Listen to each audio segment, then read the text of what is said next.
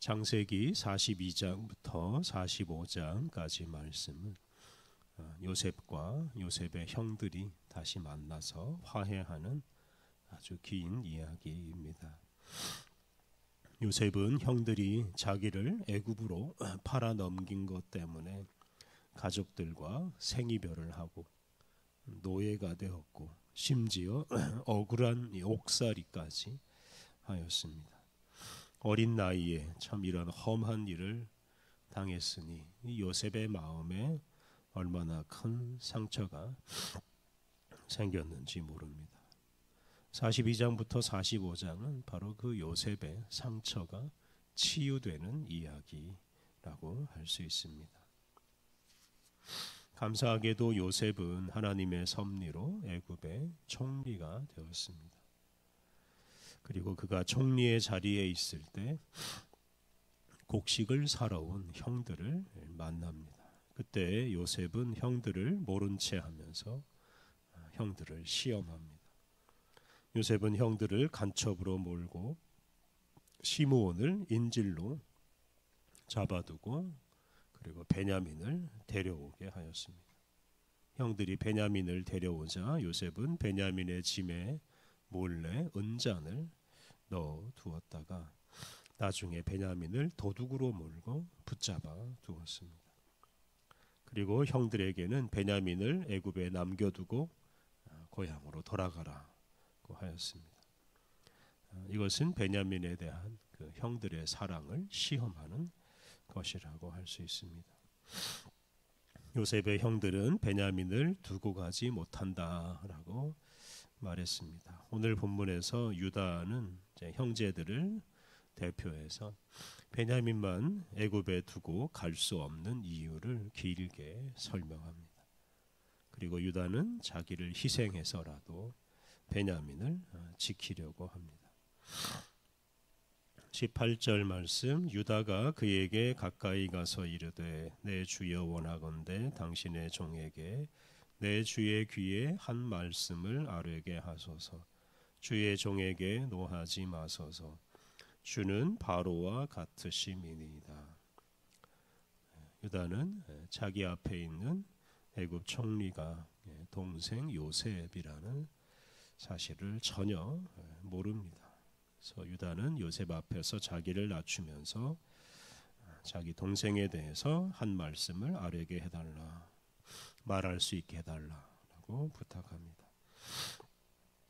19절부터 20절, 이전에 내 주께서 종들에게 물으시되 너희는 아버지가 있느냐 아우가 있느냐 하시기에 우리가 내 주께 아뢰되 우리에게 아버지가 있으니 노인이요 또 그가 노년에 얻은 아들 청년이 있으니 그의 형은 죽고 그의 어머니가 남긴 것은 그뿐이므로 그의 아버지가 그를 사랑하나이다 하였더니, 유다는 형제들과 함께 애굽에 처음 왔을 때 요셉에게 말한 것을 상기시킵니다. 유다는 아버지 야곱이 베냐민을 특별히 사랑한다 하는 점을 강조합니다. 야곱이 베냐민을 특별하게 사랑하게 된 것은 야곱이 부인 라헬을 통해서 얻은 두 아들 중에서 요셉은 죽고 베냐민만 남았다라고 생각했기 때문입니다. 유다는 예전에 형제들과 함께 요셉을 애굽에 팔아 넘겼는데 바로 그것 때문에 아버지 야곱이 요셉은 죽었다고 생각했습니다. 그래서 유다는 형제들과 함께 요셉을 팔아 넘긴 죄를 반성하게 됩니다. 21절 22절, 주께서 또 종들에게 이르시되 그를 내게로 데리고 내려와서 내가 그를 보게 하라 하시기로 우리가 내 주께 말씀드리기를 그 아이는 아버지를 떠나지 못할지니 떠나면 그의 아버지가 죽겠나이다.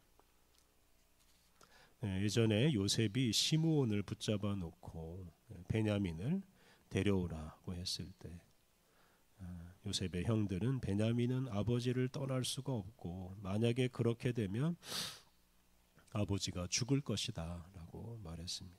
그래서 베냐민은 결코 데리고 올 수 없다 라고 이미 말했습니다. 그런데 요셉은 그 말을 받아들이지 않고 베냐민을 꼭 데리고 와야 된다라고 말했습니다. 23절, 24절에서 요셉은 아주 단호하게 베냐민을 데려오지 않으면 다시는 내 얼굴을 보지 못한다라고 말했습니다. 그래서 형들은 어쩔 수 없이 고향으로 돌아가서 요셉의 말을 아버지에게 전할 수밖에 없었습니다.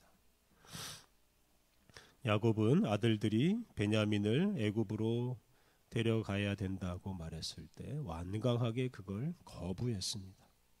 그리고 그렇게 거부하는 동안 애굽에서 사온 양식이 다 떨어지고 말았습니다.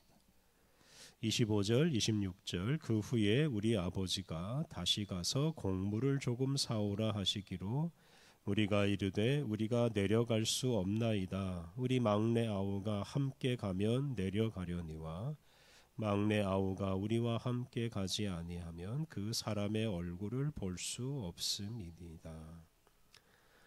야곱이 아들들에게 애굽에 가서 곡식을 사오라고 하였을 때 요셉의 형들은 아버지에게 베냐민과 함께 가지 않으면 애굽에 갈 수 없고 요셉을 만날 수도 없다라고 하였습니다. 그때 야곱이 아들들에게 하소연을 합니다. 27절부터 29절 주의 종 우리 아버지가 우리에게 이르되 너희도 알거니와 내 아내가 내게 두 아들을 낳았으니 하나는 내게서 나갔으므로 내가 말하기를 틀림없이 찢겨 죽었다 하고 내가 지금까지 그를 보지 못하거늘 너희가 이 아이도 내게서 데려가려 하니 만일 재해가 그 몸에 미치면 나의 흰 머리를 슬퍼하며 스올로 내려가게 하리라 하니.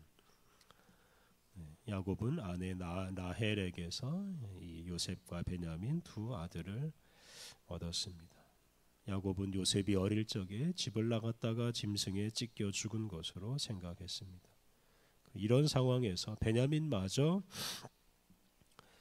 베냐민에게 마저 무슨 재해가 생기면 자기는 스올로 내려가는 것이 될 것이다. 즉 자기가 죽을 것이다 라고 말했습니다. 그래서 요셉의 형제들이 베냐민만 애굽에 두고 가나안 땅으로 돌아가면 아버지 야곱은 정말로 죽을 수도 있다라고 지금 말하고 있습니다.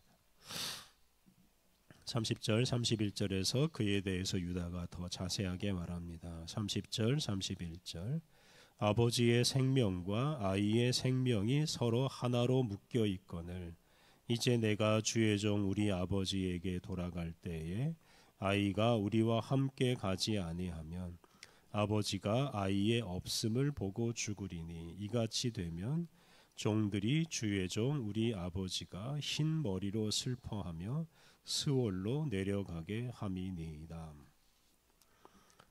유다는 베냐민의 생명과 야곱의 생명이 하나로 묶여 있다고 말했습니다. 그래서 베냐민이 살면 아버지 야곱도 살고 베냐민이 죽으면 아버지 야곱도 죽는다 이런 뜻입니다. 이 때문에 베냐민이 가나안 땅으로 돌아가지 않으면 아버지 야곱이 죽을 것이고 만약에 그렇게 되면 이 요셉의 형들은 아버지를 스올로 내려가게 한 사람, 죽게 만든 사람이 되고 만다.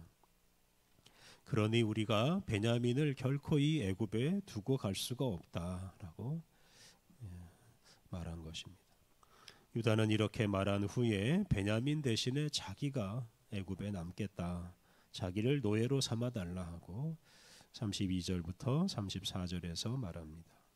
주의 종이 내 아버지에게 아이를 담보하기를 내가 이를 아버지께로 데리고 돌아오지 아니하면 영영이 아버지께 죄 짐을 지리이다 하였사오니 이제 주의 종으로 그 아이를 대신하여 머물러 있어 내 주의 종이 되게 하시고 그 아이는 그의 형제들과 함께 올려 보내소서.